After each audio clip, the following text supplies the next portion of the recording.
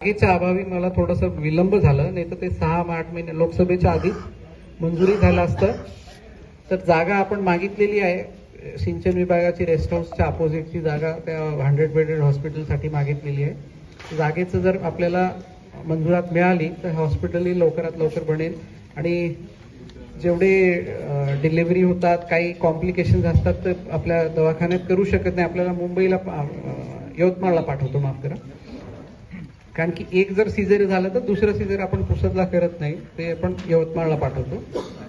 तर ते सर्व कॉम्प्लिकेशन सर्व काही इथेच व्हायला पाहिजे. कुठल्याही व्यक्तींना किंवा परिवाराला इथून लांब जाऊन त्यांचा खर्च वाचेल, त्यांचा वेळ वाचेल आणि त्यांची गैरसोय नाही हो म्हणून हे 100 बेडचं हॉस्पिटल पण आपण तिथे मागितलेलं आहे. माझं मत आहे हे पण लवकरात लवकर आपण तिथे करण्यात येईल.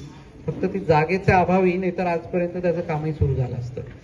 आणि आपण सर्व